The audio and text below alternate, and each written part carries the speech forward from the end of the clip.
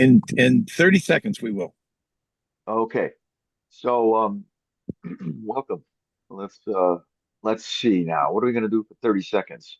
I don't know. I You will are say live. that You are live, Ed. You can very good. you can start. Th- Thank you, Bill. Okay. Welcome to a special Saturday afternoon session of Restore Our Democracy.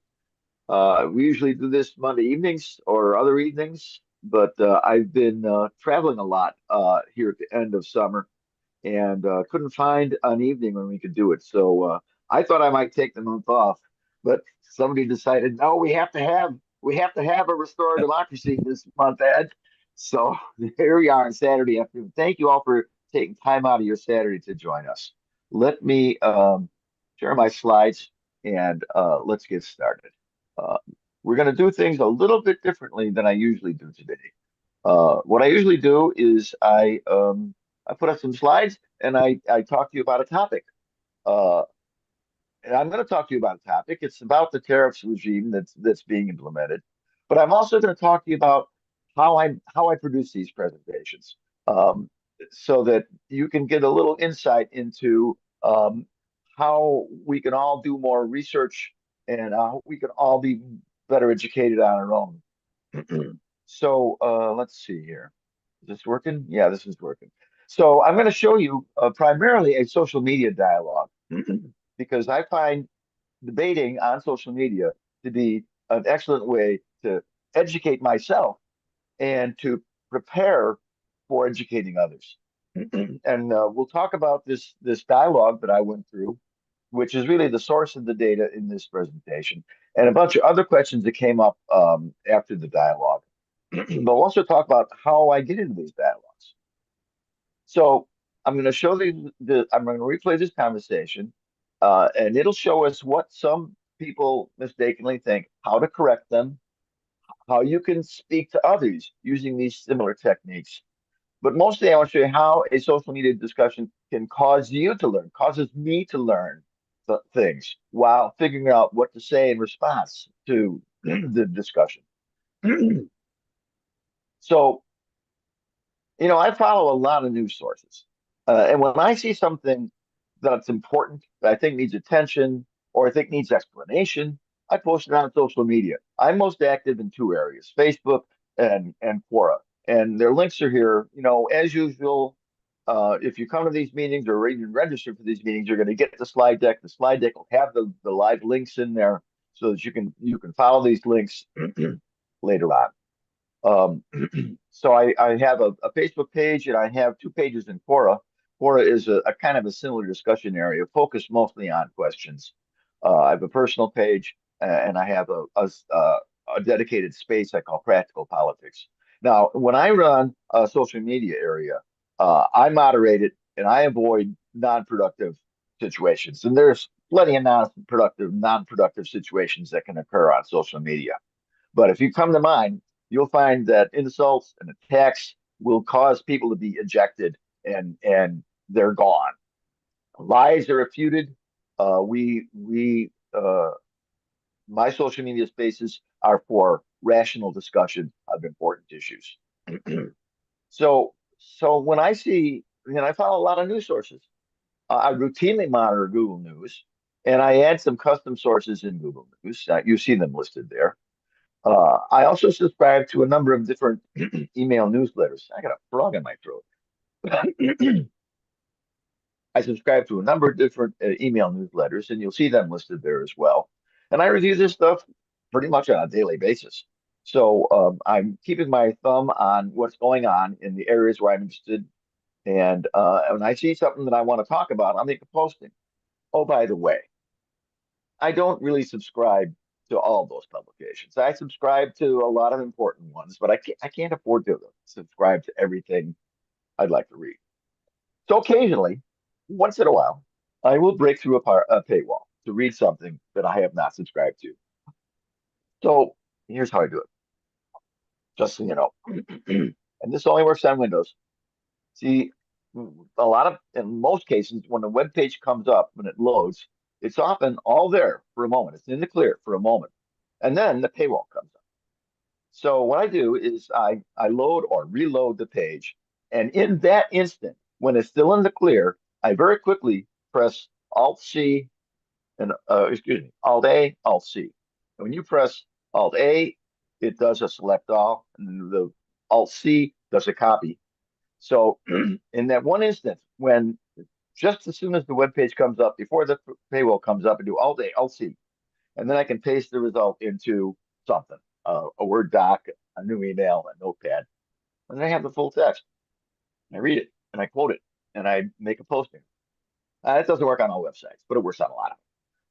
So just for your information, you can sneak past a paywall sometimes. So anyway, here's a discussion that I put up. Can we get rid of that? Yeah, that's great. This I had read an article by Paul Krugman about how balance of payments works, and I wish I could get these six to stop showing up. Maybe that's only for me, not for you. So this was the thing where I said, Trump wants to eliminate the trade deficit, but that means that foreign countries no longer have dollars to finance their national debt. And I think this is something that most people don't understand.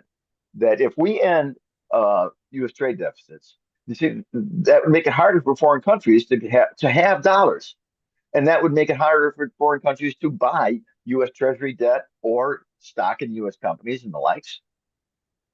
So the problem is that closing the trade deficit also closes the way foreign companies, foreign governments, or foreign residents have dollars, and that's why most economists caution that trade deficits and federal borrowing are deeply interconnected, and why attempts to sharply reduce one often complicate the other. Of course, Trump doesn't understand any of this.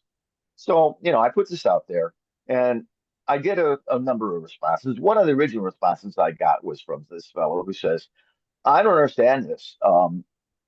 If we send 100 billion to Germany and they only send 10 billion to us, um, it seems that it would be much better off if we would just split the difference here and have we buy an equal amount from them and they from us. Um, and then we take a 10% cut through tariffs. USA wins, Germany starts playing fair, gets lower prices. Um, One of Trump's goals is to reduce the size of government, blah, blah, blah, blah, blah. And back to the balance of trade, please explain how using tariffs to level the balance trade hurts Americans. So, I mean, I'm happy to get into a discussion like that because when I see this and I got to respond to it, I got to do more research. I mean, a lot of what I just typed was kind of off the top of my head, and kind of off of one article I read from Paul Krugman, but it fits in with a lot of other things I've heard. But that doesn't mean I have researched this thing in depth yet. So having a discussion on social media is how I research it, and I research it one point at a time. So I took his first point, says, if we send 100 billion and they send us 10 billion, um, what do you think Germany does with the extra 90 billion? We sent them 100 billion. They sent us 10 billion. They have 90 billion of our dollars. They don't just stuff it in a mattress. They buy our T notes and they invest in our businesses. And if we raise tariffs on Germany, who pays it? Our citizens who buy these products do so. So that means we'll buy fewer of their products, but that won't make them buy more of ours. So that kind of stuff is just the first response, right off the top of my head. But the guy I'm discussing with will come back and want further discussion. And when he does, then I start using AI to do research, more in-depth research. And I learn details that I hadn't known before because I'm having this discussion. So the guy comes back and he says, "Oh, I don't know any Mercedes Benz shareholders who buy T notes. Only governments buy T notes. And buying T notes is not investing in American business at all. Um, and I've never heard anyone defend the inordinate balance of trade America has. Blah, blah, blah, blah. So once again, I take each of these points and one at a time and I address them in detail. This time I use Perplexity as my AI. This time I use Perplexity to research the point. Sometimes I find out I'm wrong, but usually I find out I'm right. And here's the details about why. So some guy says, um, people don't buy T notes, only governments do. And I said that's completely wrong. Uh, Foreign buyers include both governments and a wide range of private sector investors, such as global banks, investment funds, pension funds, insurance companies, corporations, even individual investors. And you'll note that those footnotes, one, two, three, that's your clue right there that I'm getting this stuff out of an AI, because those footnotes relate to links that are provided that back up what's being said here.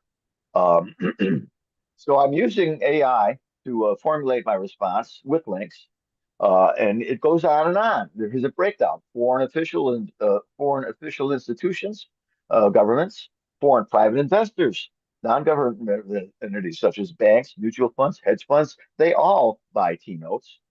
And I'm learning details as I discuss this with this fellow.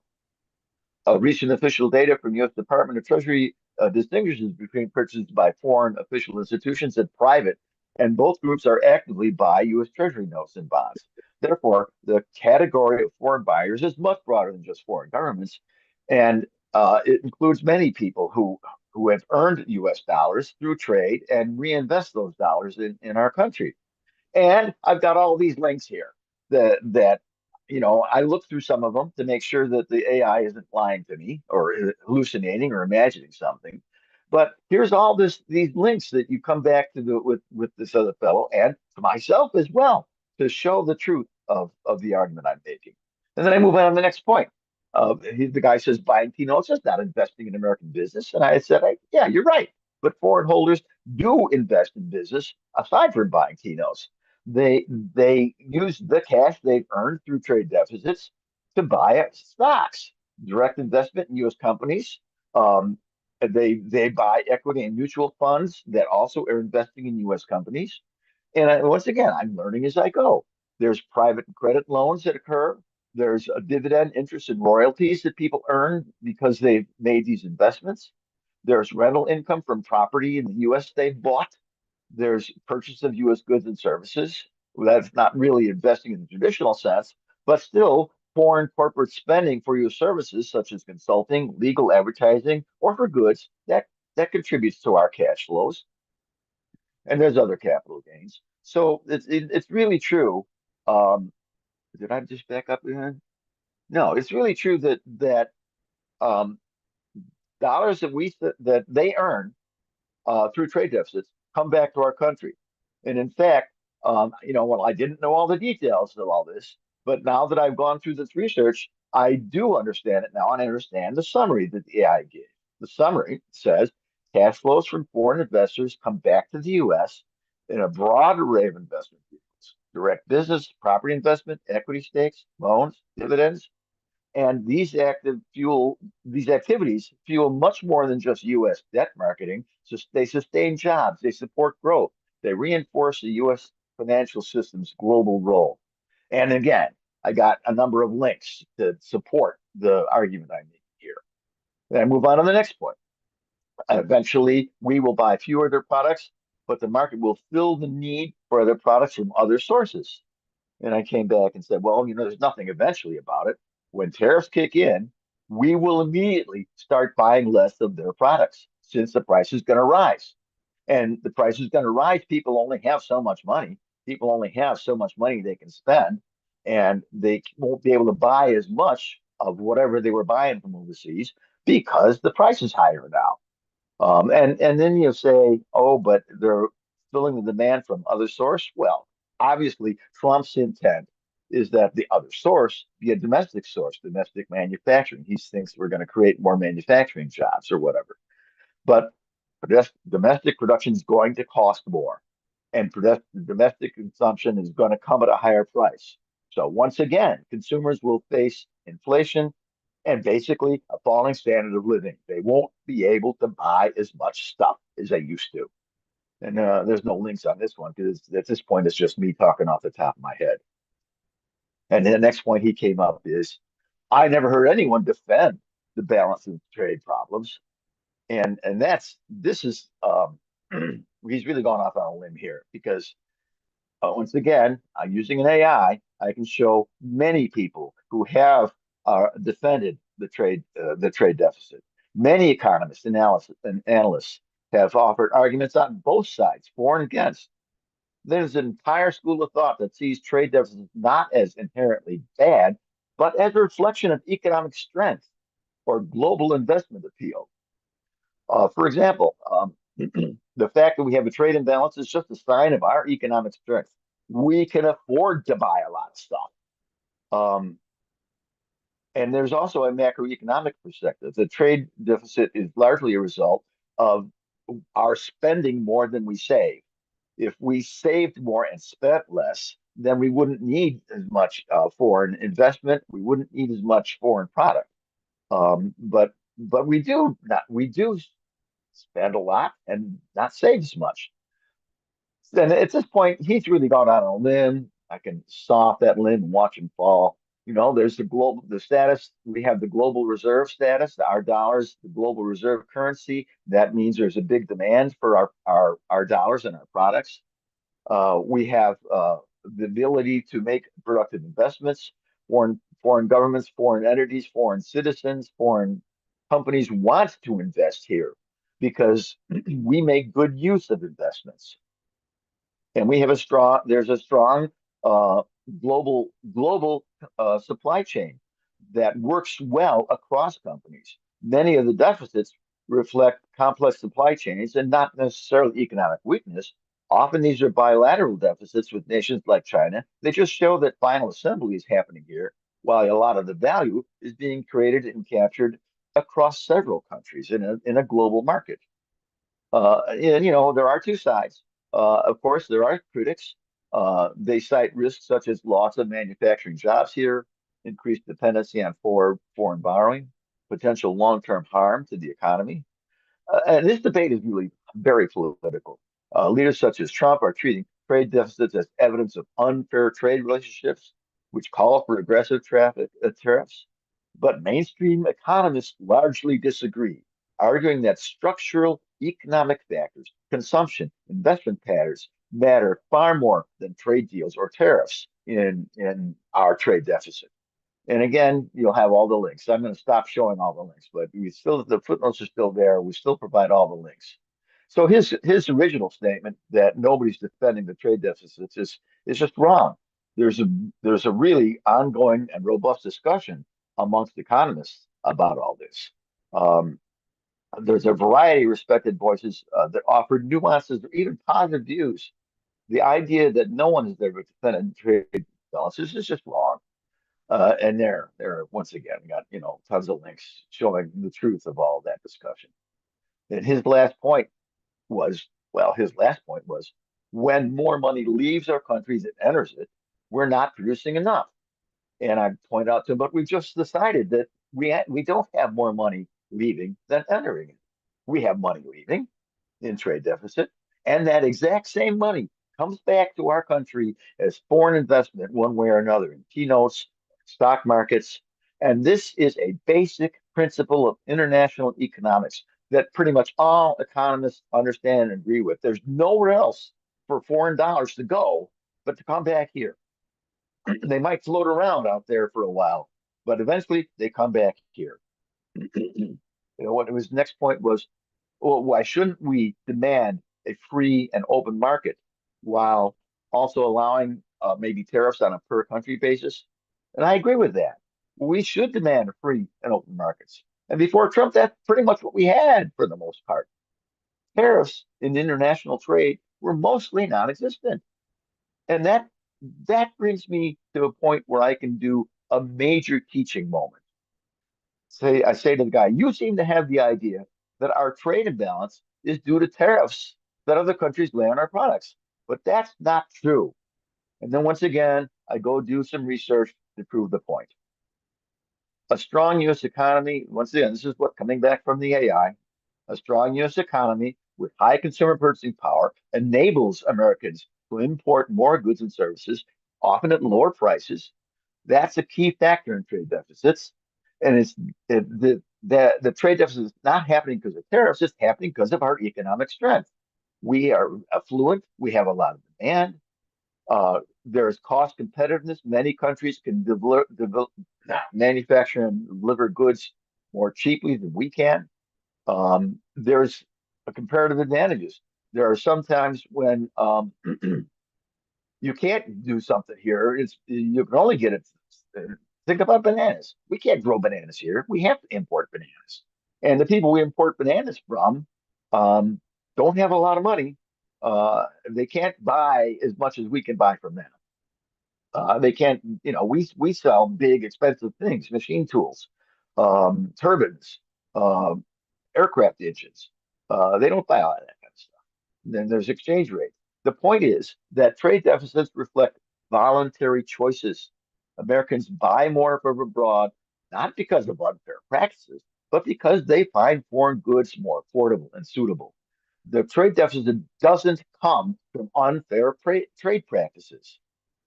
And there are more complex issues. So when you find more complex issues, you have to, well, I learned from them and you have to expose them. And this is what I said earlier about we don't save enough. There are also macroeconomic effects that require us to run a trade deficit. As I said, we spend more than we save. And that means that we have to have somebody else buying our debt because we don't have the savings to buy it.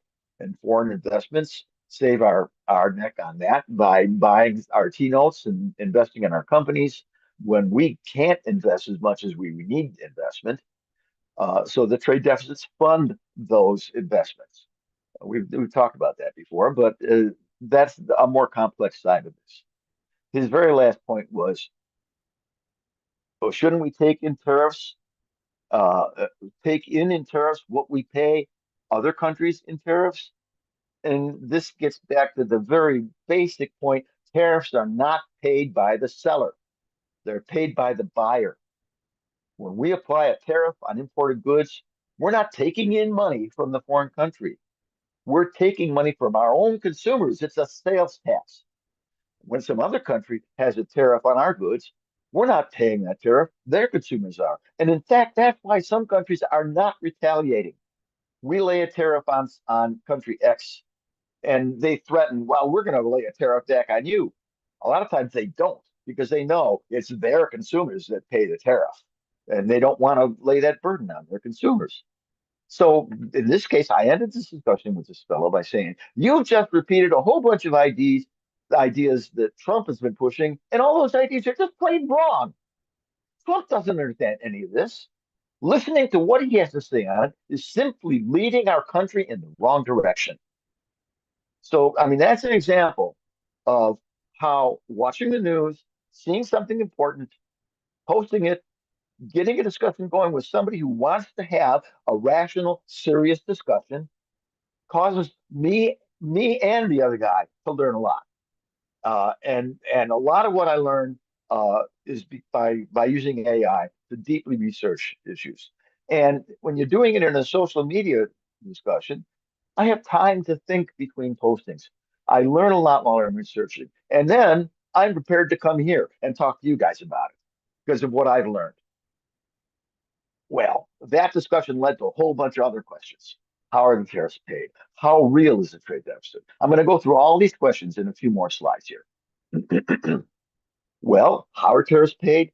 Well, we truly pay them. For example, if a U.S. company places an order with a foreign supplier, makes a deposit, the provider completes the order, the company pays the balance, the order is shipped, and when the material hits our borders, U.S. Customs grabs it and puts it in a warehouse and won't let it be delivered and sends a bill to the company for the tariff amount. And they won't allow the goods to be delivered until the company pays it. And the U.S. company pays the tariff. And then the goods are released and delivered. And this has quite an impact. Uh, on August 15th, for example, Trump stunned the industry by widening his steel and aluminum tariffs to include more than 400 consumer items that contain metals, such as motorcycles, tableware, and the customs brokers and importers in the U.S. had no notice.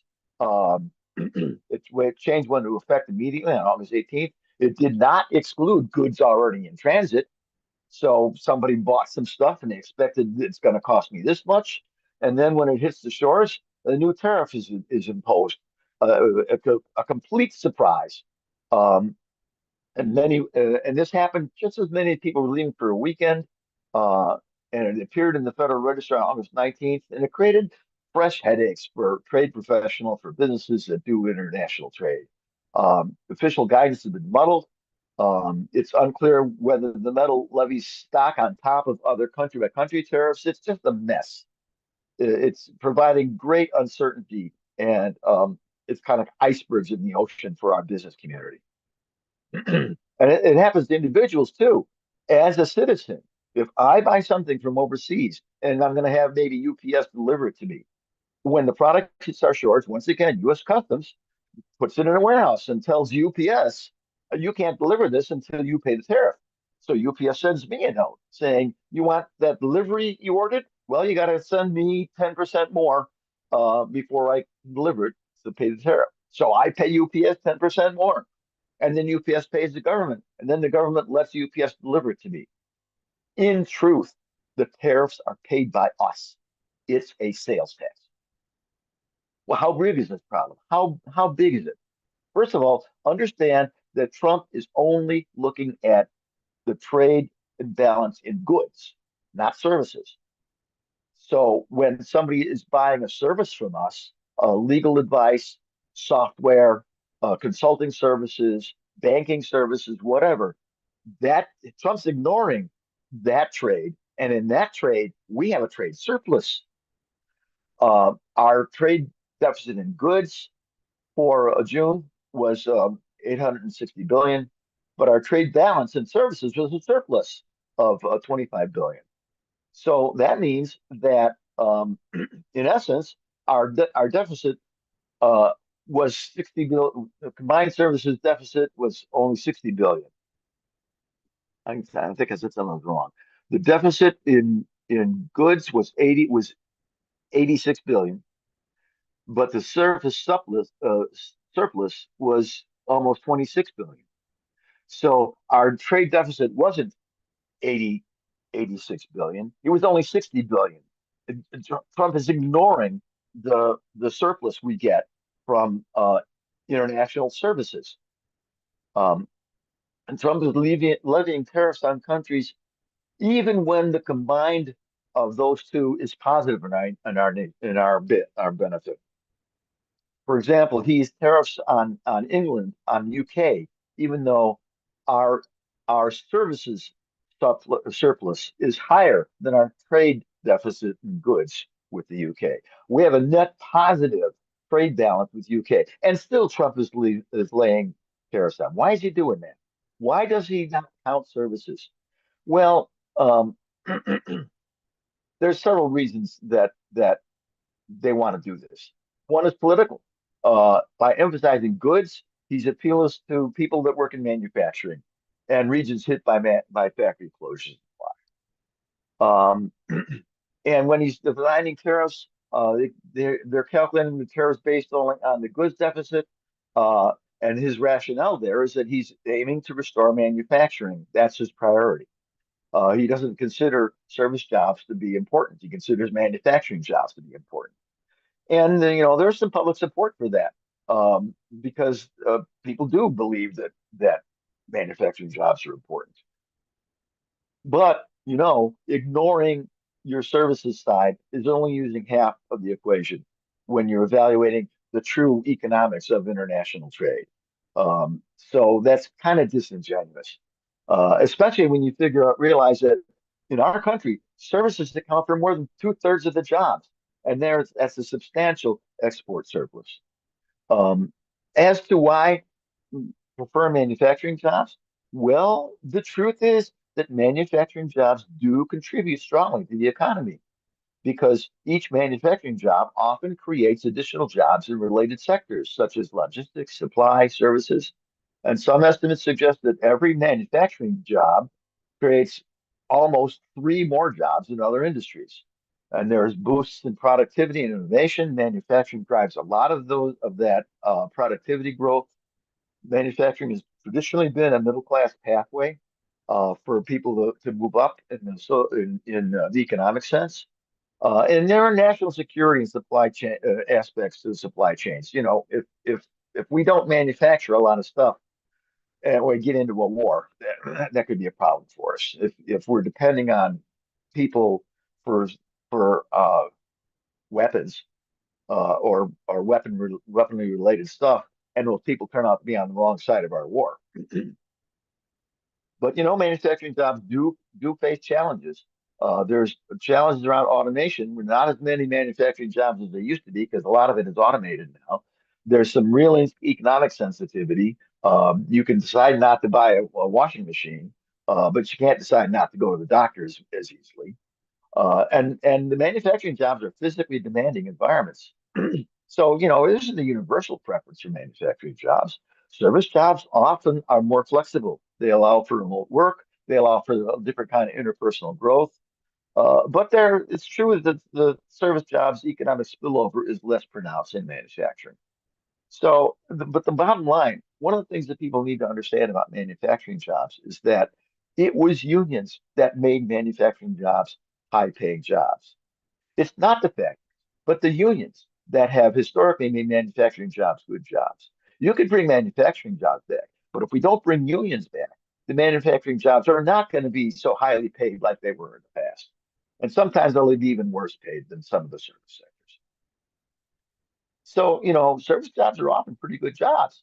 Many U.S. jobs and services contribute to the trade surplus are also highly paid jobs. And that's more often more so than jobs in manufacturing or domestic services.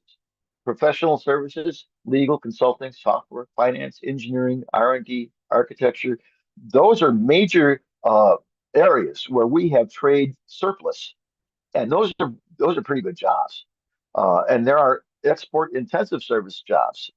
Workers at export focused service firms, they earn about 15% more than firms that deal only in domestic services.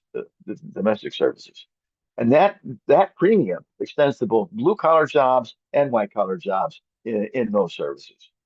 So, the idea that only manufacturing jobs are what we want, I think it's just wrong. In fact, in another discussion I was just having with a fellow who was talking about agriculture, I pointed out that we, our nation has been moving jobs forever. I mean, 200 years ago, most everybody was a farmer. And then people moved from agriculture to manufacturing. Then they moved from manufacturing to services. That's a development that shows a maturation of a company's economy. And every time somebody moves from farming to manufacturing to services, they have a chance of moving up in terms of how much they earn, how much they work, and improving their standard of living. And that's why people make these moves, because the jobs can be more rewarding and easier. So there's a lot of services jobs that are pretty good jobs, tech and intellectual property, financial services. So these export-oriented service jobs, they do provide competitive salaries, stable career options. They're good jobs in the trade surplus side of services are typically white-collar, professional, creative fields linked to the U.S.'s global strengths, often exceeding the pay offered by manufacturing without strong. And we talked about the fact that when foreign companies earn dollars through a trade deficit, that they can reinvest them in our country, both our federal debt and our companies. Well, what's going to happen if we lower the trade deficit, but we continue to run a budget deficit and continue to need people to buy debt? Well, if foreign nations don't earn enough dollars to buy our debt, they can't buy our debt. And that's going to result in higher U.S. borrowing costs, possible depreciation of the dollar, greater reliance on domestic purchases. Uh, and if this dynamic persists, it increases fiscal pressure and could cause financial instability, both in the U.S. and abroad. And that's the kind of interrelationship between the various aspects of economics that Trump and his lackeys just don't understand, and it's why the things they're leading us to, you can't fix one of these without fixing the other. If you try and fix one without fixing the other, you're going to have a big problem. Are they really going to cause an increase in manufacturing? Well, the evidence says no. There might be some short-term effects. Tariffs can temporarily raise employment in some protected sectors, but usually that raises costs for those manufacturers who rely on imported materials. And that leads to higher prices for intermediate goods. And usually what happens is net manufacturing jobs go down, not up. They might go up in one sector, but they'll go down in a bunch of others because costs increase for their inputs and they can't make as much and sell as much as cheaply as they used to. There's no reliable link between higher tariffs and greater productivity improvements or innovation. Um, and recent tariffs, the current round of tariffs, uh, are expected to cause widespread disruptions in key manufacturing sectors, which will increase costs, dampen hiring plans. So we actually see that happen. Um, Higher input costs, retaliation from other countries, uh, economic shifts, business uncertainty, all these things work against the idea that raising tariffs is going to create a lot more manufacturing jobs. Uh, they might make isolated gains in some industries, but overall, they tend to hurt U.S. manufacturing by raising costs, triggering retaliation, increasing uncertainty.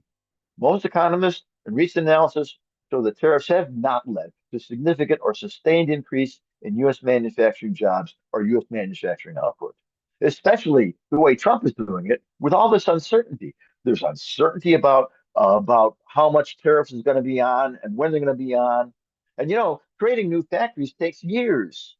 How likely is it that business leaders believe that these tariffs will still be in place by the time a new factory is built? Probably a lot of these tariffs will go away when the next administration comes along. So the uncertainty really um, affects the ability of tariffs to do what Trump thinks they're going to do. And this is affecting our economy. It's affecting our citizens. It's having generally negative impact on both the economy and the daily lives of our citizens. Our GDP growth is going to be lower. Um, it's destined to be almost a total percentage point lower this year due to tariffs, and we could lose 100 billion to 180 billion in GDP each year as higher input costs, retaliatory tariffs suppress output and investment. It's going to cause inflation to go up. Tariffs have already pushed price up a little bit, and they're going to push up a whole lot more, and we'll get into why. It's we've seen job market weakness. Um, we've Our employment gains have slowed dramatically since he started doing this. Um, and there's been manufacturing and agricultural decline. While the tariffs protect some specific areas, overall manufacturing and agricultural employment have fallen, with durable manufacturing output down 12%, agricultural employment down 5% by next year. And that's going to mean higher consumer prices for everyday goods, especially clothing and food. That amounts to a reduced standard of living.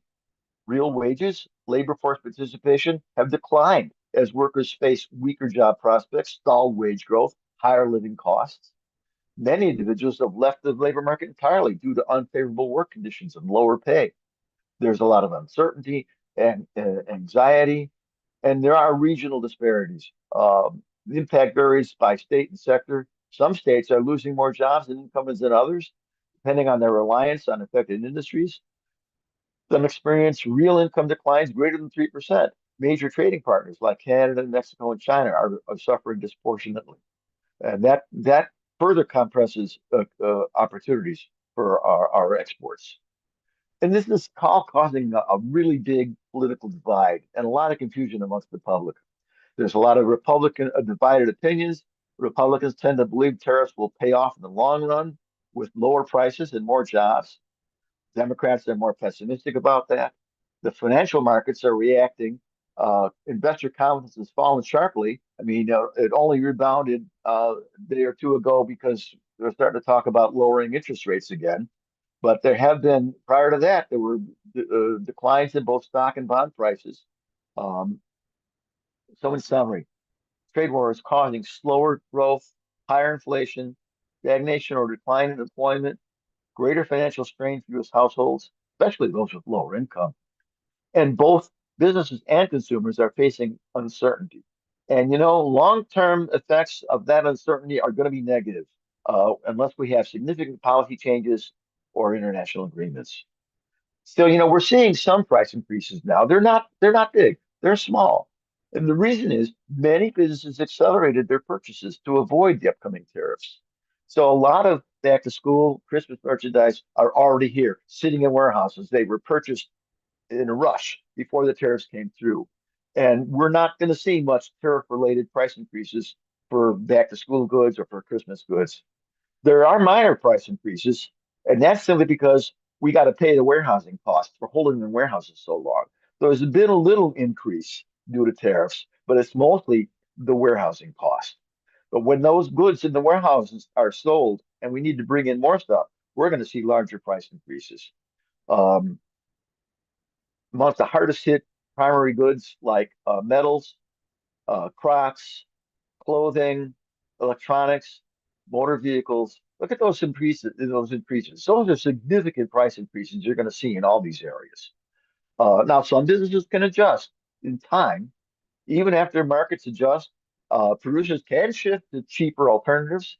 The price hikes will There will be some price hikes expected to persist for every major product category. Long term increases range from approximately 6 to 20%.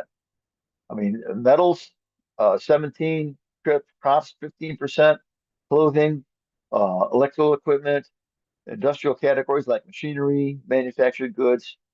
The way to think about this is that some businesses can make some adjustments, but a lot of businesses, especially smaller businesses, can't. They'll simply close and laugh employees. The full effect of import taxes is becoming more apparent as the reserves that people have brought in and rushed dwindle. And when that stuff runs out, it deals a final blow to some companies that are already struggling. Here's an example. This family-owned manufacturer of handcraft clocks, home furniture in Zeeland, Michigan. He said last month he's going to have to shut down after 99 years of business. He's going to have to lay off 200 people. Um, he was already grappling with a soft housing market. Tariffs hit his supply chain, sparked recession fears. Our business has been directly impacted by tariffs that have increased the cost of essential components unavailable domestically, driven specialty suppliers out of the business. Our business is now unsustainable. He has to close the business. And there's a lot of small businesses are going to just go out of business because of these tariffs. This is what it looks like. The initial short run inflation and the longer term inflation. Some things aren't hit too much. 10% down at the bottom, you might see 10 or 11% raises, which might settle down to 5 or 6% raises. But up at the top, you're seeing metals, clothing, crops, electrical equipment between 25 and 40% increases in prices in the short term next year, settling down, a couple of years after that to still a longer run price increase. This is going to cause short-term inflation, a higher inflation for longer.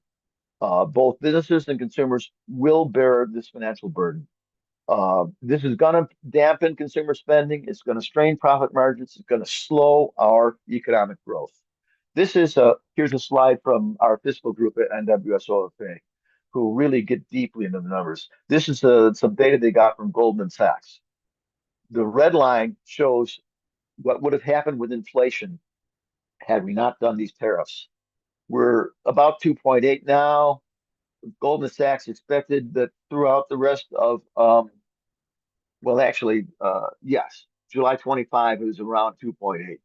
They figured that by about a year from now, July 26, we'd be back down to the 2.0 target and we could stay there.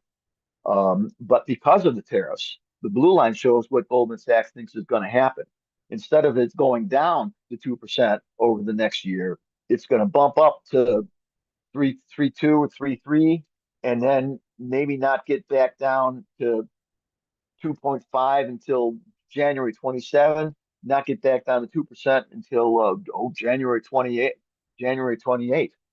So that's what Goldman Sachs thinks is going to happen with inflation. And that's exactly because the bump is because of the short-term inflation.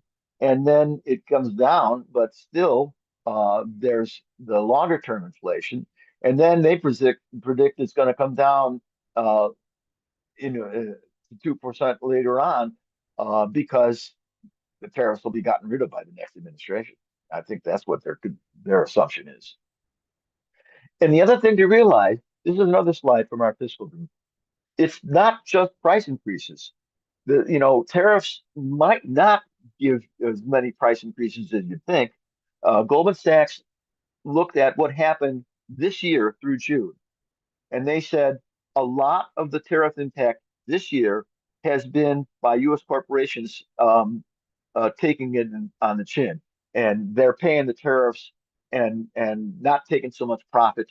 Maybe 64% of the tariff impact has been absorbed by U.S. corporations trying to stay competitive, trying to keep the prices okay, hoping these tariffs aren't really real for a long time, hoping he'll chicken out. About 22% of the impact of the tariffs have been passed along to consumers in higher prices, and about 14% have been offset by foreign corporations that are willing to sell us goods at a little less than they did before. But there's not much of that third category going on. Import prices are rising, not falling. The middle group has caused inflation. But that first group, when people think, well, at least the corporations are taking it on the chin and not passing along to us, that still doesn't help us. That's causing hiring freezes, hiring reductions. It's causing layoffs. It's causing wage freezes or smaller raises, causing less investment, causing less spending on training and travel. So any way you look at it, don't think that just because some tariff costs are being absorbed by companies doesn't mean it's not a problem for us. It's still a problem for us one way or another. And how much are we really getting? Well, we're getting some money. Yes, it's a sales tax, and we're paying it, but we're getting some money. We got about 30 billion this year, and it looks like we could get a pretty significant amount of money. Um, the cumulative formula total reached 100 billion this year, triple what we got for previous years. Previous years, tariffs accounted for about 2.7% of our revenue. Usually it's about 1 to 2%. Some analysts think that if we continue down this road, tariffs could rise to as high as 5% of federal income. But 5% of federal income isn't really that much. Our payroll taxes and income taxes are 75% of our revenue. So, customs and excise taxes reached 98 billion in 2024. With the current rate, they will collect over 130 billion in 2025. That's some kind of an increase. If you keep this up for the next 10 years, you might see between 2 to 3 trillion additional coming in. And it's not positive because as you raise tariffs, there's dynamic effects, reduced demand, altered trade patterns. Some tariff revenue won't occur because people will stop buying so much. The immediate monthly revenue may reach 40 to 50 billion.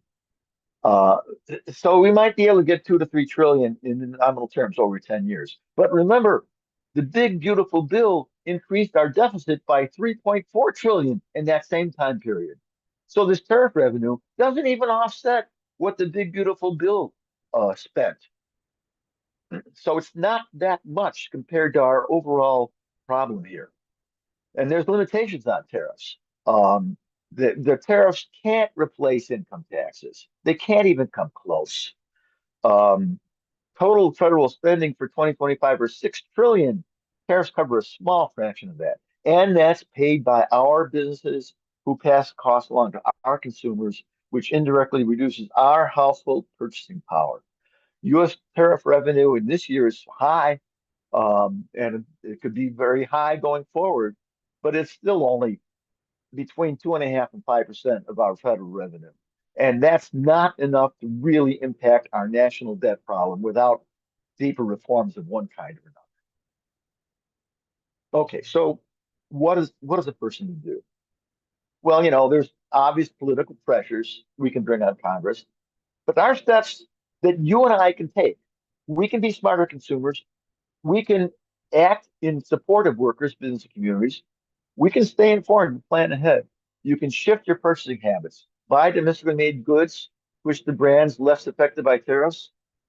Domestic goods may become more competitive as imports rise, and you make strategic purchases. Stock up on non-perishables and essentials before you get the price hikes. Time larger purchases around major sales or before new tariff rounds.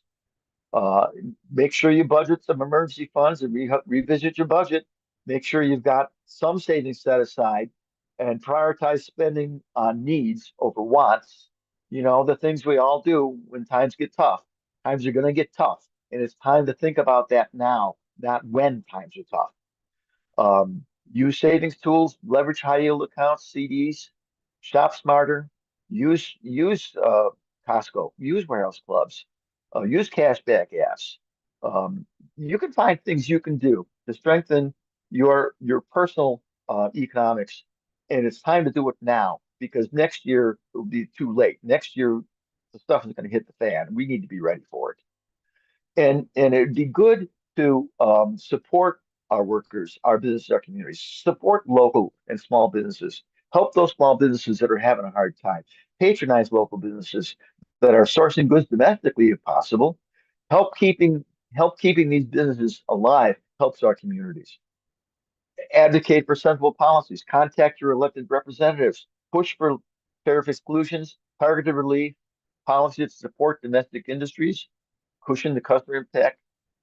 Invest in your own skills, invest in your professional development or your education so that you can do better with your income and target yourself towards fields that are less affected by trade disruptions, especially high value service jobs, sectors tied closely to domestic economic growth. Stay informed, plan ahead, monitor the news, maybe not as deeply as I do, but keep your eye on the news. Stay updated on the tariff news. Uh, Policy shifts may create brief windows of opportunity. And when there's a brief window of opportunity, if you need a car and there's an opportunity to get one more cheaply than you might think, jump on it when the opportunity rises. It might not last long. Talk to your financial advisors. Being proactive through smarter shopping, better budgeting, skills development, and advocacy. That can help all of us buffer the impact of tariffs, support domestic businesses, use financial strategies to offset higher costs, lobby for effective economic policies. All of that collectively will foster resilience against stuff that's about to hit the fan. But most importantly, educate your friends and your family. Support candidates that will end this and vote. I am done. I am ready to start taking questions. I am going to stop slide sharing and we're going to have some discussion. I'm going to stop slide sharing. It's up here. There it is. Okay. Okay. Let me know when you'd like the question. I am ready. All right. Let me get to them. Just give me one moment. Okay, we have, and I am going back to the top. Pauline had asked a question of, you mentioned using AI. Can it always be trusted? I read that it gathers info from all sources. Well, it can come up. First of all, there's different AIs. There's some AIs that are highly biased. You want to stay away from them. There's an I think it's called Grok from Elon Musk that is just bonkers. You want nothing to do with them. Um, I use a product called Perplexity, which has access to three or four different AI models. And Perplexity not only looks at the AI models, Perplexity also will do real-time web searches. Now, I found it to be pretty reliable, but you do have to double check. I mean, what Perplexity gives you is it gives you a bunch of statements like you've seen. It gives you footnotes. It gives you web links. You got to go read some of those web links. I mean, once in a while, I have found that Perplexity really misunderstood the link and was saying something that wasn't accurate. But for the most part, it's been pretty reliable. Um, it's true that that this isn't intelligence. I mean, you call it artificial intelligence. It's not intelligence. it's a super Google. It's ability to learn from everything out on the internet. And yes, there's some stuff out on the internet that's nonsense, that's not true, that's propaganda. And there's always the danger that an AI would pick up propaganda instead of truth by when it looks out on the web. So you do have to take it with a grain of salt. You do have to look at it. But the ones I've been using, I found rarely are way off the mark. Okay, Nora has a question. I'm going to say and or a statement that says she discovered that many of her out-of-state Facebook friends were completely MAGA. When I posted something, I was often attacked personally and my links were ignored, and they just responded by calling me a liar. I could only take that for so long, so I blocked them for my own mental health. Yeah, well, I mean that's what I do too. I mentioned a couple of forums that I moderate myself. Um, and we don't have that problem because I block those guys the first time I see him. I kick them out. Um, I, and some guys give me a hard time. I will say to them, "Look, I am here to have a, a respectful discussion of important issues. And if you're not interested in having a respectful discussion of important issues, then please go away." If he doesn't go away, and he keeps it up, I kick him out. So, you can't just go anywhere on the internet. Yeah, you got to go someplace where somebody cares enough to make sure that there's a rational discussion. So I invite you to come to my forums, and you'll find rational discussion of important issues. You'll see people from both sides. You saw the discussion that I showed you. People were asking reasonable questions given what they've heard from the Trump administration, and I've given them reasonable answers. So look, yes, AI can come up with the wrong answer, but carefully, but a lot of cases it doesn't. Just going out on social media without being careful of where you are will certainly find a lot of disrespectful, unuseful discussion. I don't do that. I stick with the areas that I administer, where I can make sure that we don't have um, highly biased people who don't want to listen, who don't want to learn, who just want to, when I hear somebody say, all I know is blots, I understand that means all they want to know is blots, and they're not welcome in my discussion. Okay, Nancy's question is, how do we track the money Trump's tariffs are bringing in? Well, I'm not sure what you mean by track. The government does disclose how much tariff revenue uh, is coming in from what sources. So you can see tariffs coming in uh, uh, due to purchases made by this country or that. And that money, as it's tracking it, it just goes into our general fund. It's just money that the government has at their disposal to spend. It's just like how do you track um, income tax money? How do you track corporate tax money?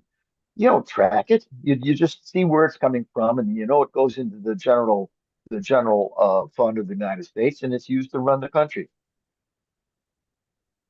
Okay, we have S.A. Linden that asks, how long will foreign money risk investing in the U.S.? Well, that's a very interesting question that I didn't get into in this discussion. The problem is this. Um, well, actually, there's two problems. One is the rising debt. Uh, the big beautiful bill increased our debt significantly, and already we have a number of credit rating agencies that think that we're getting in over our head, that we have too much debt. We really are not uh, viewed as being reliably able to repay it. Now that hasn't become an emergency yet, but it could. I mean, if more and more rating agencies and financial analysts believe that the U.S. is in over its head, what's going to happen is that people are going to demand higher interest rates to invest in our debt. Um, we won't be able to sell Treasury notes as freely as we have in the past. That's going to hurt us economically because that means that our interest expense payments in the federal government are going to go up a lot. So that's it's not clear how, the question is when would that happen? How long can this go on? I don't know. But there's risk there for sure. And I don't have an answer to, nobody has an answer to how long. But the other thing to point out is that Trump is unhappy with people who give him bad news. And the other day, the Bureau of Labor Statistics had to revise the hiring numbers for the first half of the year. And the way this works is that the hiring numbers come through surveys. The government sends out surveys to businesses, says, "How you doing? Well, who are you hiring?" And some businesses respond quickly, and some businesses respond slowly. So the monthly job numbers that come out are based on the businesses that have responded quickly. And as far as the businesses respond more slowly, generally the government takes the initial reports and extrapolates them based on what they expect the other reports will probably say, given past history. Well, what's happened this time is that when the subsequent reports came in from other organizations that report more slowly, like state governments, for example, school districts, those numbers came in much lower than the Fed believed they would come in. And you see, that's a problem with extrapolation based on past history.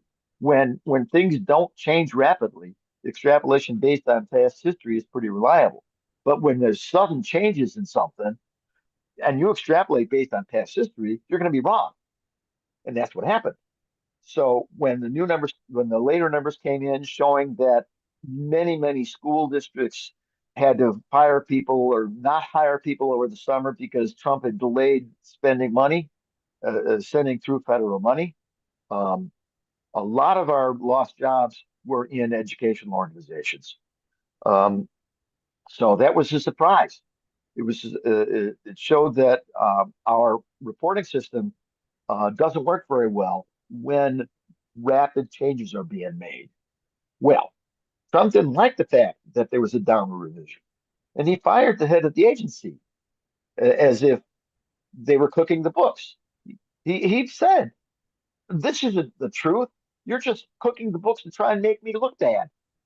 Well, you see, if if the federal government is believed to not be reporting the truth anymore, if the federal government is believed to be cooking the books in Trump's favor, that's another reason why some people might decide they don't want to invest in the U.S.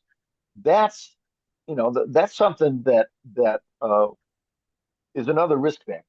And once again, I don't have an answer how long that's going to be a risk factor, how long that risk factor might affect. I mean, we'll see what happens going forward if they really do start cooking the books. I mean, if they start cooking the books, we'll know it because we have other sources of data.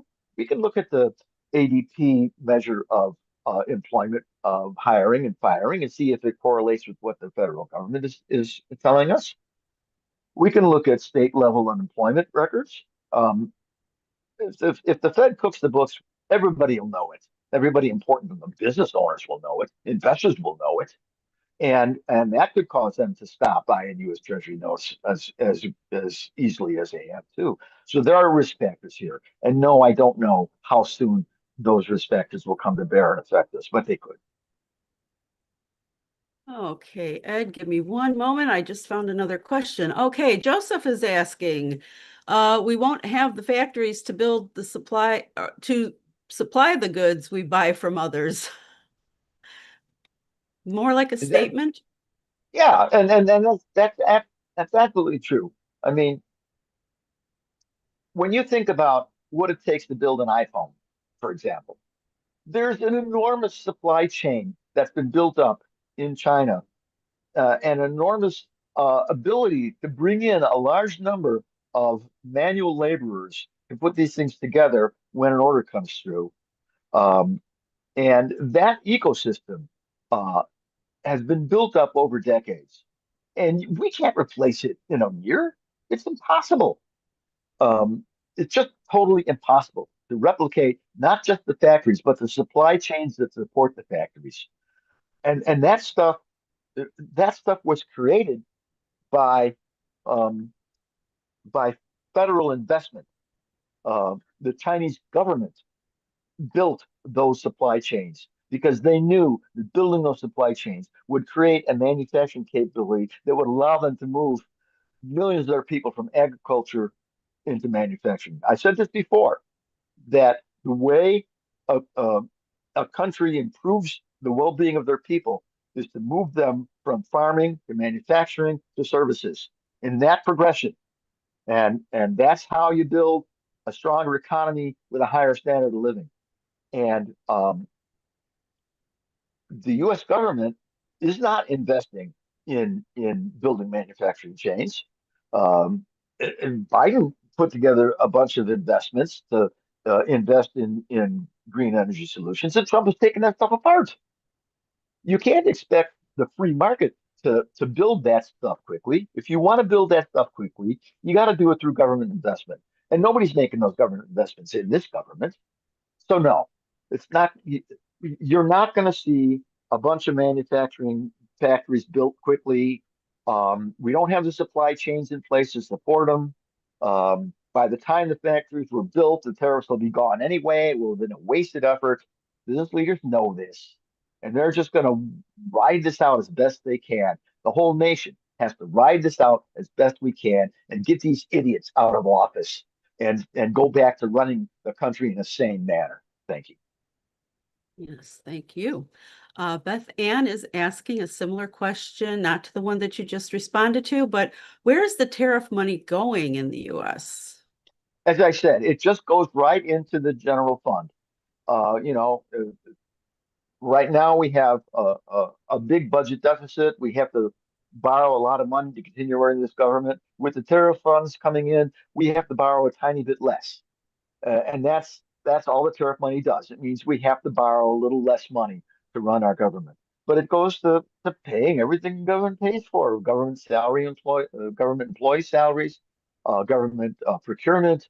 Whatever the government has to spend comes out of the general fund. It's mostly funded through income tax and corporate tax. Okay.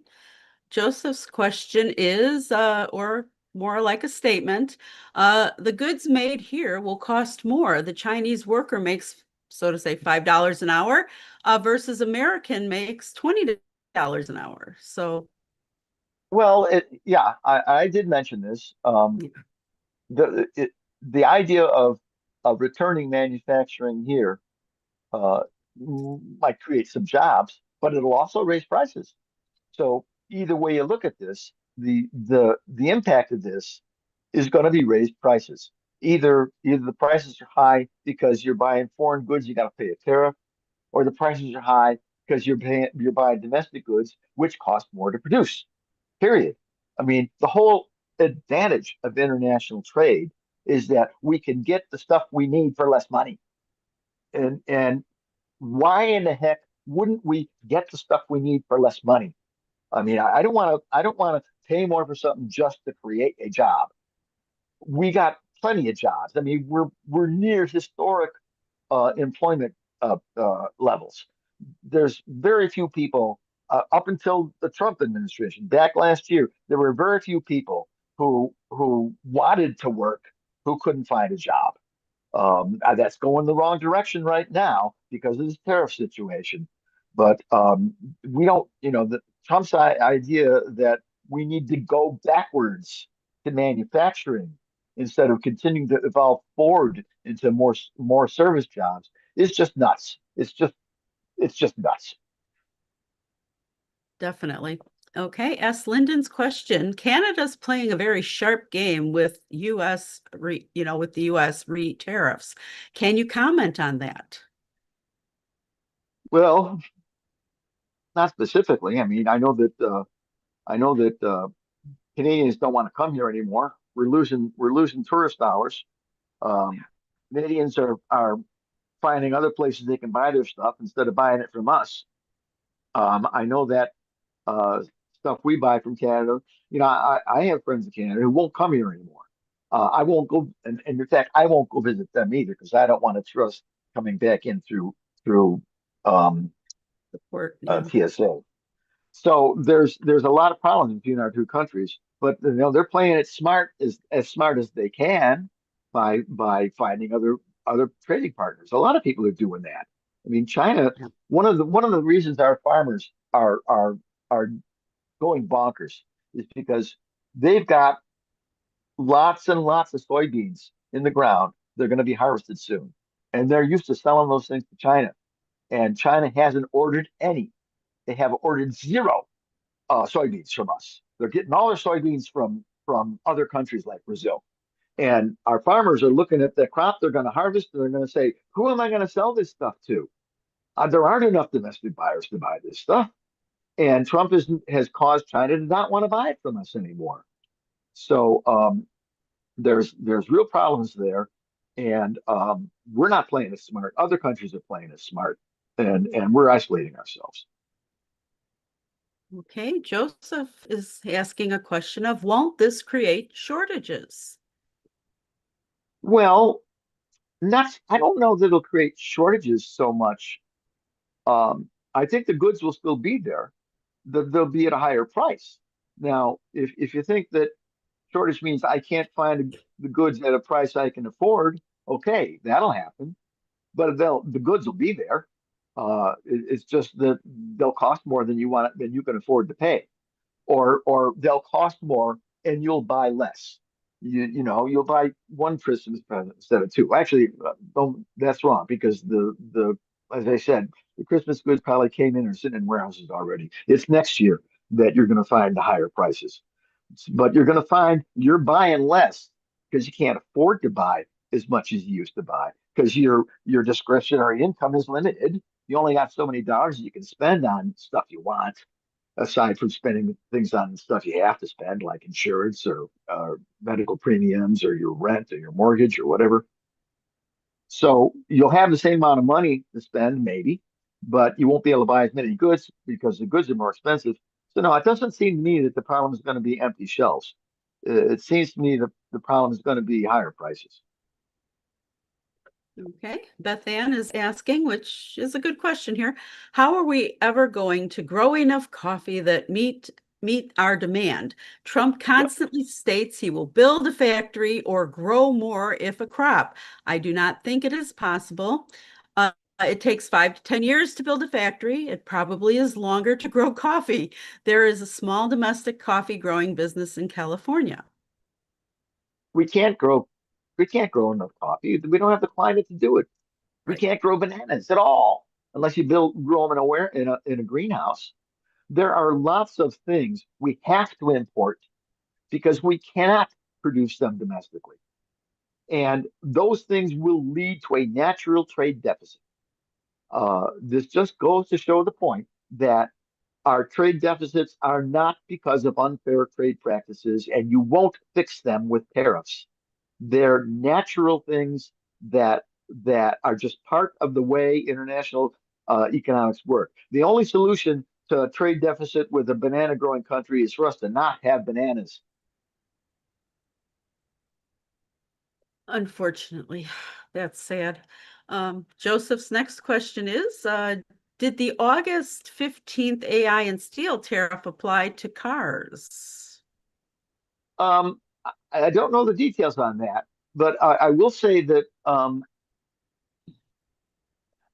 what I've read recently is that some of these tariffs apply to inputs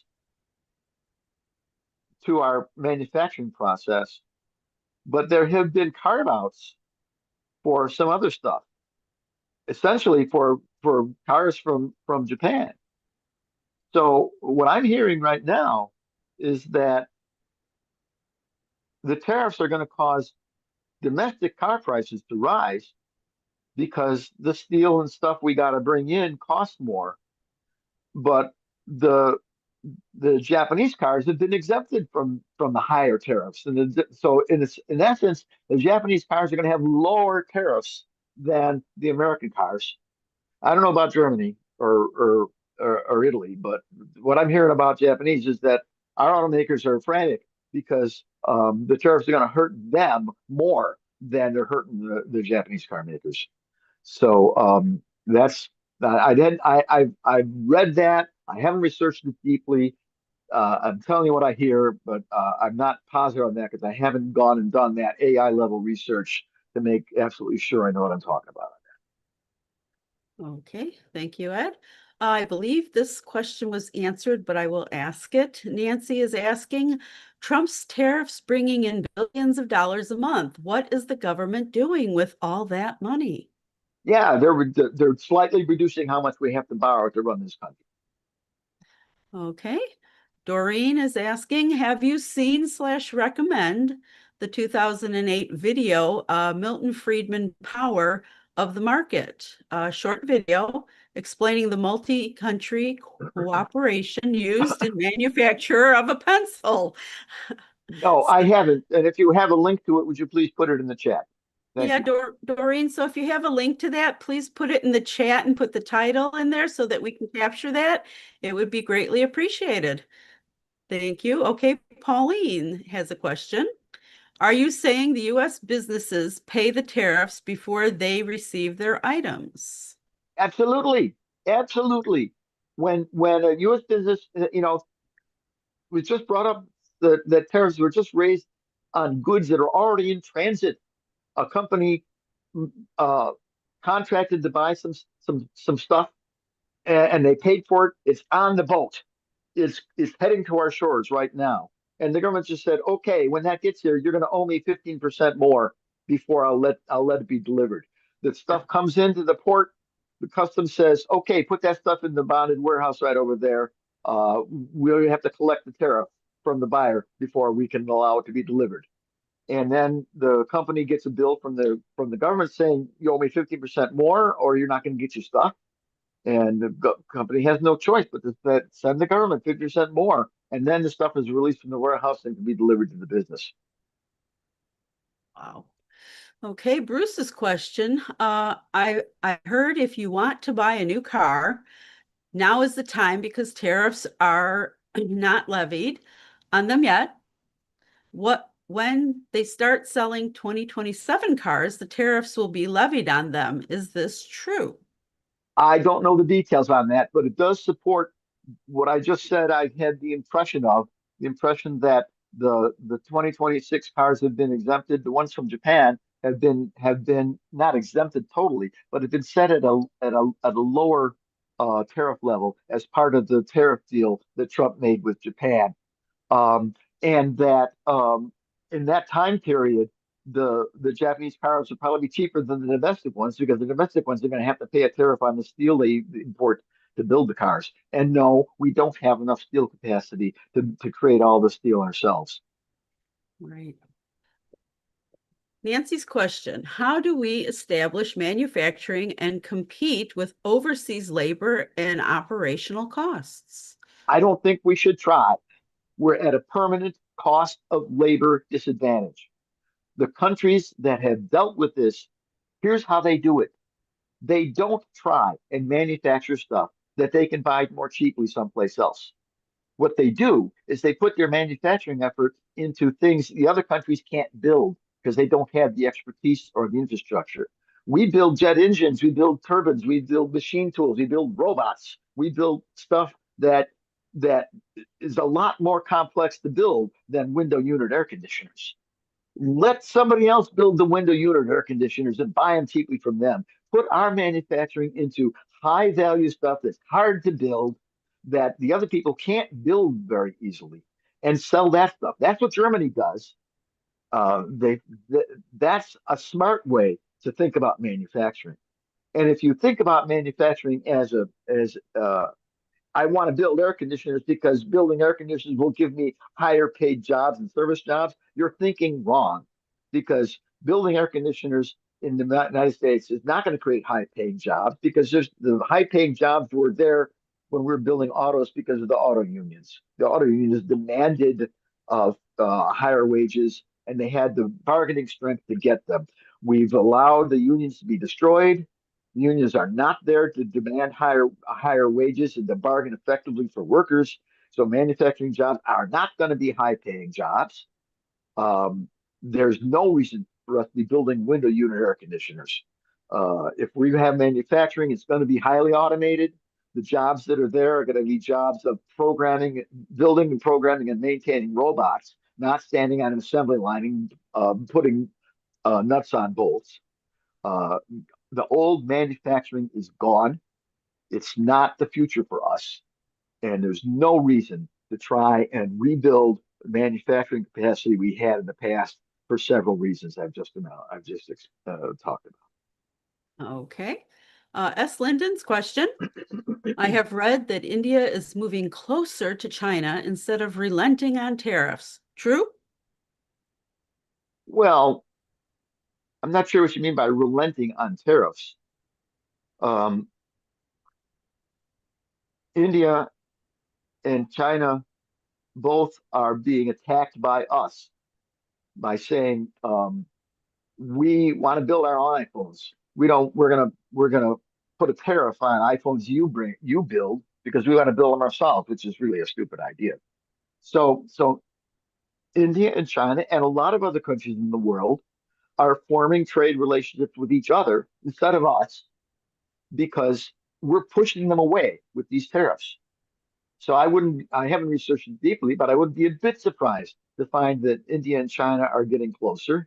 I mean, India wants to do what China did.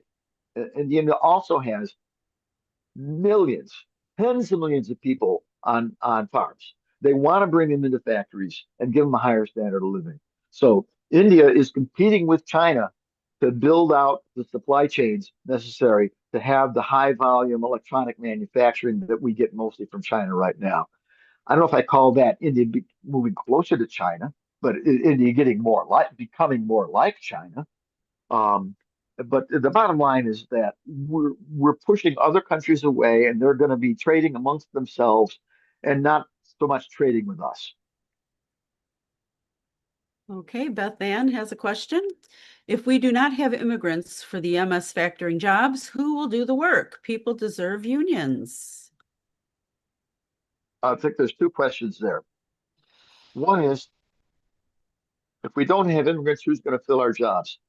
That's a real problem. We have 10,000 baby boomers retiring every day. We cannot replace those workers with our maternal birth rate. We have to have immigrants to fill our jobs. We have to. There's no alternative. Um, but the second part about we deserve unions, yeah, we deserve unions. uh, right now, um, there's little bargaining power on an employee's side. When you go apply for a job at most any company, even a lot of smaller ones, you get what they offer. You don't have much bargaining power with them. Unions give workers bargaining power commensurate with what um, management has. You know, before about 1973, as productivity rose, salaries and benefits rose. You see, as productivity rises, corporate profits rise. And before about 1973, as those productivity and profits rose, that those gains were shared with workers because the unions demanded it. Because the union said, "You're getting a lot more profits. We want a share of those." And the business leaders said, "Okay, I'd rather share my profits with you than have a strike." Um, but after about 1975, that stuff started to go away, and productivity and profits continued to rise without salaries rising. Why? Because we destroyed the union's bargaining power. We did it, businesses did it deliberately. There's, somebody mentioned Milton Friedman. Around the late 60s, he proposed this theory that the social responsibility of corporations is to maximize profit so as to provide maximum return to shareholders. So you should do everything you can to maximize profit, everything you can to maximize profit. And that was taught in business schools. Businesses took it to heart. They started spending lobbying money to kill unions because they didn't want to. They realized that they could kill the unions, they could increase their profits. Now, the problem there is that, hey, only half of our citizens are shareholders, all, and 90% of our stocks are owned by 10% of our population.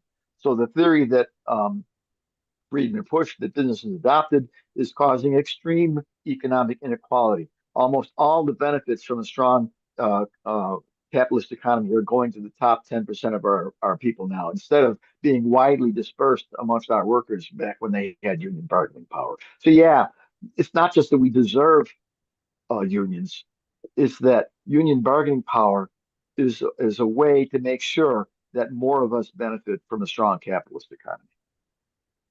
Yes. S. Linden is asking if you could please distinguish between service jobs with tech et al. Versus service jobs with real citizens like nursing homes and healthcare.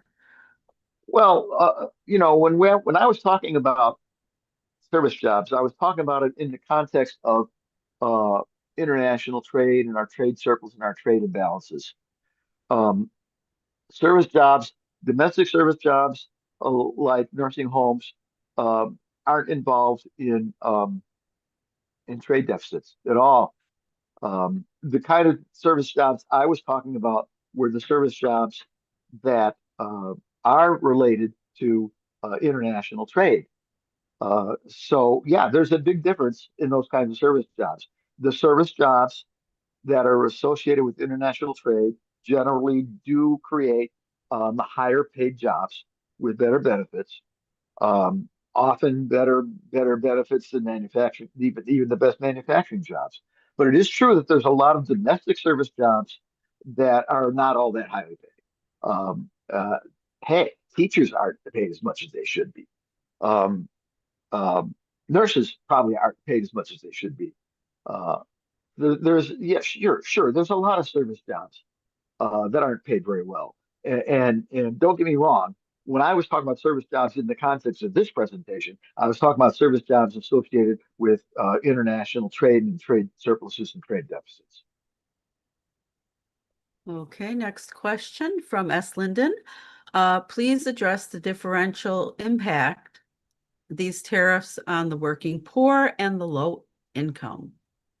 Well, I think it's pretty clear that as prices rise, as inflation occurs, um, it affects some of us more than others. Um, Somebody who's well off, even middle class, can absorb some of that. So I buy a little less than I used to buy. I buy cheaper wine than I used to buy. Um, but somebody who's already struggling um, is really hurt by this. Uh, we saw it. Look, the reason that Trump won the last election is because of those people, because there's there's there's a whole bunch of workers in our country who have, over the last 40 years, been pushed closer and closer to the edge of a financial cliff by eliminating unions, by depressing wages, by maximizing profit, um, by increasing economic inequality. The lower half of our workers, is at least a third, are living paycheck to paycheck. They don't have any savings. They can't afford to buy a house, but they can't even afford to buy a new car. Um, any any emergency, any disaster, a fire, a bad illness can push them over the edge of the financial cliff where they're no longer able to pay for their family and raise a family. And then post-pandemic inflation came along and pushed a whole bunch of them over that cliff all at once, and they gave up on the Democrats. They said, "The heck with you guys. You've allowed the GOP to do this. In fact, during the Clinton years, you helped push us to the edge of this cliff. And now I'm over the cliff, and I'm not going to try you anymore. This other guy is saying he's going to fix it all. I'm going to try him." So, yes, inflation hurts the poor, and it can push the poor into making wrong choices politically. Um, we need we need to help those people. We need when I think about what the Democratic Party should do, I think that they have to focus on economic issues. They have to come up with a new financial deal for our workers so that anybody who's willing to work 40 hours a week should be able to at least earn enough to raise a family with some security. And it's those are the people that are going to be hurt.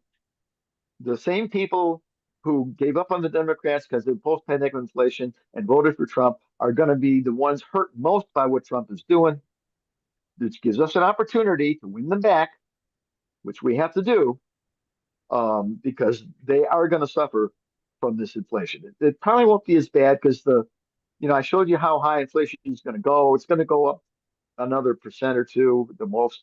Well, it went up to 9% at the height of the pandemic. So it won't be as bad as it was during the pandemic, but it'll be noticeable. It will hurt. It'll hurt our poorest people most. We need to help them. We need to win them back economically and politically.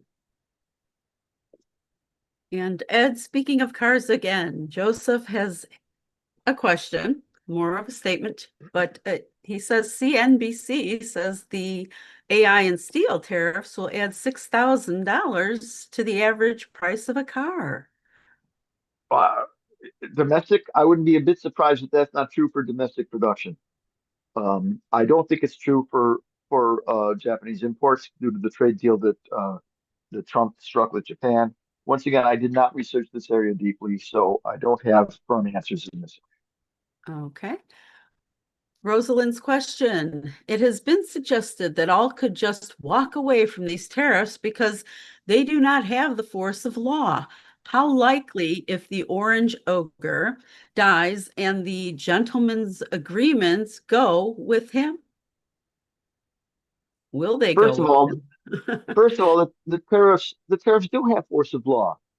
You can't walk away from the tariff. You buy something overseas, it hits your store, the government won't let it be delivered to you until you pay the tariff. You can't walk away from the tariff without walking away from your purchase. You spent $1 million to buy some stuff. It's on a boat. It hits the shore. They want another $100,000 from you before you can have it. Either you pay them the $100,000 or you throw away the $1 million you just spent. You're gonna pay them the $100,000. You can't walk away from the tariffs. We can get rid of them by voting these people out of office and by voting in people who will return to staying financial management at our international marketplaces. No, we can't walk away from the tariffs. They're not just gentlemen's agreements. They're force of law. Okay. Beth Ann is saying or asking, I wonder how long into the future it will take to settle things down after all these tariff things happen. Well, there's a couple of different ways to look at that. As I showed you with one of those graphs, there'll be an initial surge of tariffs and then it'll level off at a lower level. That is probably going to happen during the Trump administration. So I'm thinking that in 2026 we're going to see some significant inflation, and then in 27, 28 it'll come down to our. And in fact, the Goldman Sachs figures I showed you show exactly that. Um, uh, but I think also that after 2028, when we get these idiots out of office, a lot of these tariffs are going to go away. Just go away. And that means prices will, to some extent, come back down a little bit. The guy that spent $1 million to buy some stuff for his factory and has to pay an extra $100,000 to get it on the shore, he won't have to pay that extra $100,000 anymore. And that, first of all, that means his corporate profits will go up. But also, because of competitive pressures, it means that some companies will put some of that savings into lowering their prices to try and get more business from their competitors. Competition works to reduce competition. Competition is how a strong capitalist economy works. It's a way of delivering quality goods at competitive prices through the need for companies to compete with one another. So I truly believe that in 2029 or 2030, you're going to see some of these some of the longer term price increases go away. Okay.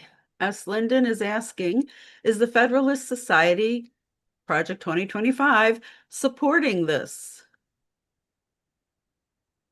I don't know. I didn't look. Okay. Uh, they might. I suspect they do, but I didn't look. So I ought to know because last year I was ranting and raving about Project 2025, and all the bad things it's going to do to us. But at this point in time, I can't remember the answer to that question off the top of my Okay. head. Susan is asking, will the amount of our wage tax revenue go down due to economic suppression of the tariffs? And she has a second part to the question. How does, Say the first part again. okay, will the amount of our wage tax revenue go down due to economic suppression of the tariff? Yes, yes. We expect our GDP growth to drop. We expect um, our employment to drop. We expect wages to drop. We expect tax revenue to drop. Uh, that's part of this dynamic interplay here, where we say, yeah, the tariffs will raise some money, but um, not only will they maybe not raise as much money as you think because people will stop buying so much, but also they're going to cause a slowdown in our economy, which is going to reduce our tax revenue. Yes, that's absolutely true. Now, how big is one compared to the other? I don't know. I don't know. I don't think anybody knows. But it's clear that some of that is going to happen. What was the second part of her question? Second part is, how does the tariff revenue compare to the expected reduction in wage tax revenue? I just told you I don't know. Yep. Sorry. I know. That's why I figured I still read it for you. Okay, thank you. Thank Uh-huh. you. Okay, You know, and I'm looking at the clock. I think we ought to wrap this up in about 15 minutes. How are you doing on? Do you have a lot more questions there? I have one last question that I copied and pasted at 2 o'clock. I have not gone back to the chat yet to see if there's any further ones in there. So we will see what you would like to do after this question. Okay, Stefan is asking, on the product side, a significant portion of our export is war products. Does this concern or does that concern you? This is a major factor in all the wars that US engages in. Well, that's kind of a tough question. Yeah. Certainly, when I say that if we want to have manufacturing, we should do it in areas where we have a competitive advantage, and that's an area where we have a competitive advantage. Now, does our production of weapons cause war? I don't think so. I think that you look at the war that's going on in Gaza. Um, I don't think that our creation of weapons and selling them to Israel caused that war to happen. And I'm kind of troubled by that war because we see a lot of death, uh, and I feel like we have some responsibility in it since we're selling them the weapons that they're using to kill people. So it's a difficult question to answer. Um, but it is true that if you want to have manufacturing jobs, and the other thing I'll say about this is um, I like the fact that we can build weapons we can use to defend ourselves. But if we weren't building those weapons and selling them to somebody else, we wouldn't have the manufacturing capacity to build them to defend ourselves. So it's really a mixed bag. There's the right solution in my mind is not to try and end war by not building weapons. It's try to end war by solving the problems that cause war. So that's kind of where I am on that. But I mean I think most importantly in this session we're here to talk about economic factors and the fact that we have a competitive advantage in exporting weaponry is to our economic benefit. And the issues of morality, uh, they're not really issues that are pertinent to the discussion that I want to have today. And Ed, I know you have used AI. This is just, I have found another question which might be pertinent to a lot of people. And it is from Susan. And it is there a website that tracks tariffs and gives us a calendar of when various tariffs will be imposed so we can plan what to buy ahead? I'd have to look around and see if I can find one. Okay. But you can. One of the messages from this whole presentation is to go use AI. Just go ask that question to Perplexity. Just ask Perplexity, is there a website? Blah blah blah blah blah, and you'll get a better answer than you're going to get from me off the top of my head. So use it. A lot of people are afraid of AI, and this is a mistake. It's like, don't be afraid of a circular saw. A circular saw lets you build a house faster than if you have to saw by hand. Use the power tool. The people that use the power tool will have an advantage over the people who won't use the power tool because they're afraid of it. So use AI. Use AI to educate yourself so that you can help educate others who have these, who are listening to Trump's wacky ideas.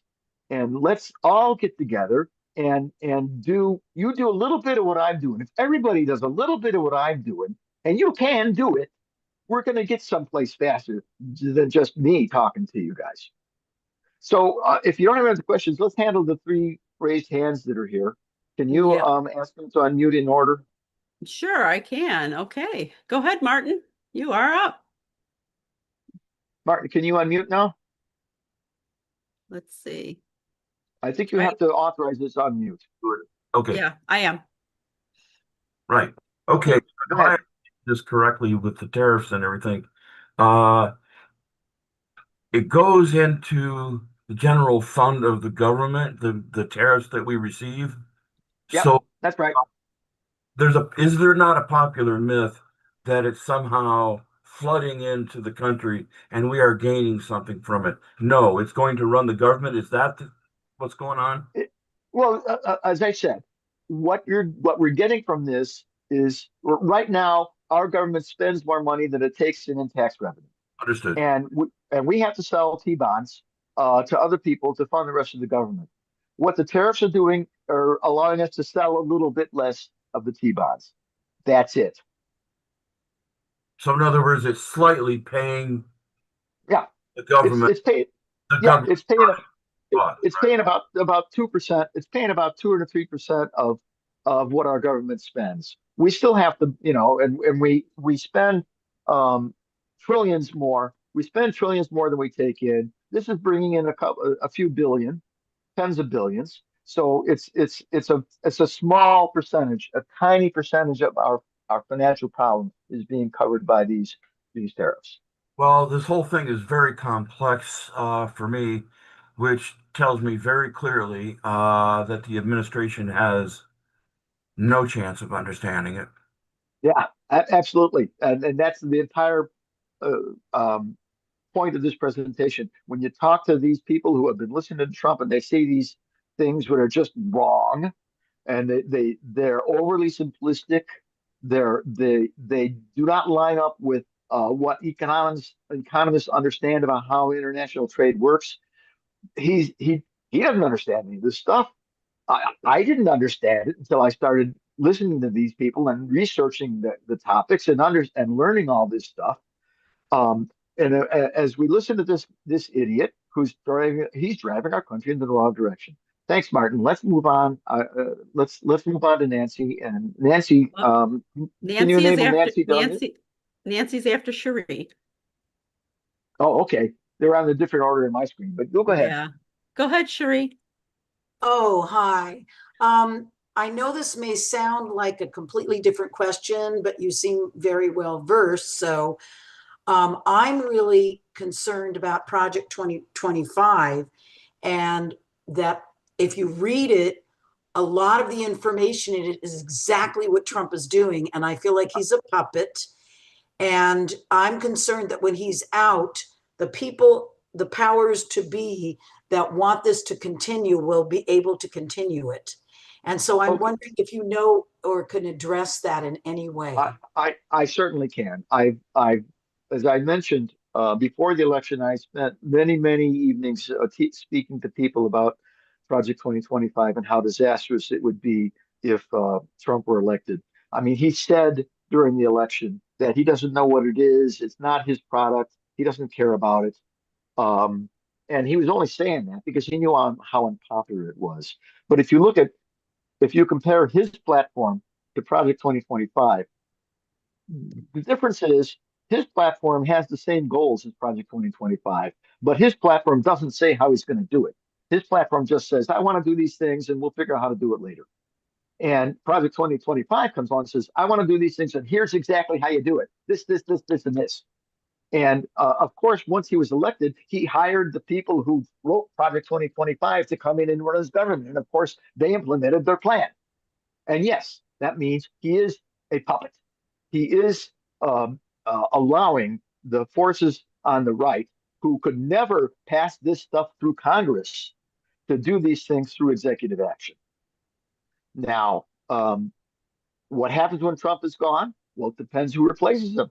If J.D. Vance replaces him, they probably will continue to try and implement all this stuff through executive action.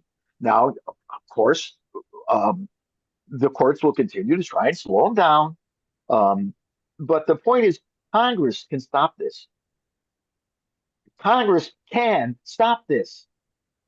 If we can get enough people into Congress on the Democratic side, we can stop this. If we get the presidency and the Democratic side, it absolutely stops. Oh yeah. So the solution to this is political. The solution to this is to vote in the midterms and take back Congress and to vote in the next presidential election and take back the administration, and it will stop. That's the only solution, really. But yeah, you're right. He's implementing Project 20. He's allowing his people. He hired the people who wrote Project 2025, and they're using a unitary executive authority to turn this country in a direction that they could never get through democratic means, through congressional law. Mm-hmm. All right, let's do our last question. Okay, Ed, last one is Nancy. Go ahead, Nancy. Nancy? Hi, Ed.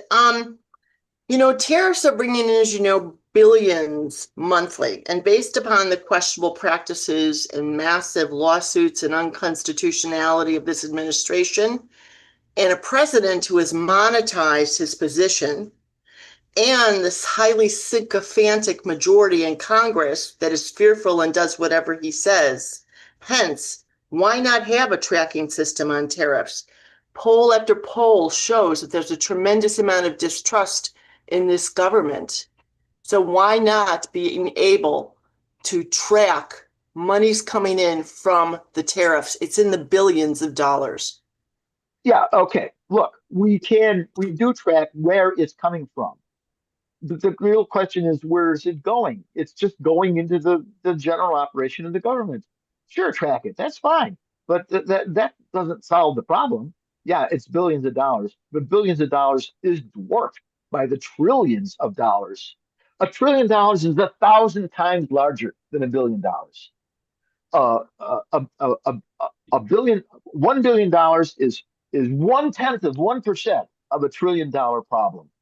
So you can say there's billions of dollars coming in, but that's almost nothing compared to the massive budget deficit that the U.S. government has. But where's the money going? Well, I mean, we know where it's going. It's going to not have to buy so many T-notes. The government's got to sell some big number of T-notes every month, and because of tariffs, they got to sell 98% of that now instead of 100% of it. That's where it's going. We know where it's going. I don't think so. I respectfully disagree with you that there needs to be far more transparency within this administration. Thanks, Ed. Oh, you're welcome. But I'll be happy to entertain your suggestion. Why don't you do some research on it and send me some ideas? Oh, fine. I do. So send me some ideas. Send it to me at ed.spire@gmail.com, and we can continue to discuss it offline. Thank you, Nancy. I see Robert has his hand up. We have a couple of minutes left. Let's take one more Okay, question. we'll take Robert. Go ahead, Robert M. And Good this is the morning, last one. Robert from Robert from Algonquin. There is I put in there. I'm understanding that the appellate court, three appellate courts, are upholding. I don't know who brought it to court, but they're stopping Trump's tariffs. So, and I believe it had to do with international courts as well. So right now, from what I understand, the tariffs are paused. They are going back Well, to pre-Trump era, and now it's going to be going to SCOTUS. well, I haven't heard that it's been paused. I know that there have been the lawsuits filed claiming that we don't really have an emergency and violating our current trade agreements on the basis of some purported emergency is untrue, and that therefore these tariffs are illegal because they violate our existing trade agreements. I know that the cases have been brought along those lines. I have not heard yet of an injunction There being is. There okay. is. I'd love to see it. I I'd love to see put it. links in the chat. Okay, well, There's one I'll from save the chat. Reuters I'll save the chat and find them. When did that come out? Just today, or is it? this past week. Okay, I'll take a look at that. But this stuff is going to go in front of SCOTUS. Right. And Well, these were three federal appellate courts. I understand. That And that's stopped it. going to go. That's going to be appealed to SCOTUS. SCOTUS could very easily quash any injunction and say we'll take the matter up and we'll give you an answer in a couple of years, by which time all the damage is done. And in the end, they come down in favor of it anyway because he's bought the court, and they're just rubber stamping a lot of stuff he's doing. There are a few areas where they're pushing back. But thanks for your note. I will take a look through the chat and find the link you reference and see where that takes us. There is some chance that the courts will decide that these tariffs are illegal. I don't personally hold out hope. I that it'll don't be a hold out big either. chance. I Yeah. don't Okay. think so Thanks, either. Robert. No. Right. And one more important note this morning. They signed 17,000 National Troop Guards to 19 states. What? That is going to be happening. Yeah, you're talking about DC? This morning, 6 hours ago, they're going to deploy 17,000 National Guard troops to 19 different states. I put that article in there too. That was through the Pentagon overnight. Well, what I've heard along those lines is that they're nationalizing National Guard units to come to DC and help in DC. But I haven't heard, I heard them say they want to bring National Guard troops to Chicago, which would mean federalizing the Illinois National Guard. That could happen. I haven't seen it happening yet. I put that article in this morning. I mean, in the chat too. I'll save the chat and look that up. Thanks a lot. So okay, we're serious. We're serious here with this. Okay, thanks, Ed. You're welcome. Yeah. We're at 2 hours in now, Yes, so we I'd are, like to Ed. bring it to a close now. Yeah, and just to let you know, Ed, I also heard that before I got on today. So it's not an enlightening thought. All right. Well, I prepared these things ahead of time. I can't. Yeah. I'm sorry if I don't know exactly what happened 15 minutes before the presentation started. Well, thank you all for being here. And please do what you can for yourself. Do what you can for our country. Do what you can to educate yourself and others. And we all need to pull together to get through this dark period. And it's going to last for a few years. We're going to come out the other side of this whole. I mean, this is not as bad as having civil war. We're not killing each other. And in fact, when you go through a bad time, you have more incentive to get some things right. So maybe when all the dust settles on this and we realize how close we came to a dictatorship, we can maybe even pass a constitutional amendment or two to make it harder next time. Well, anyway, thanks a lot. Have a good weekend, and I'll see you all next month. Okay, you also, Ed. Thank you. And I also did put in there the picnic on the September 6th for Bill. So that has been put in the chat too, so everybody will get that. So thank you so much.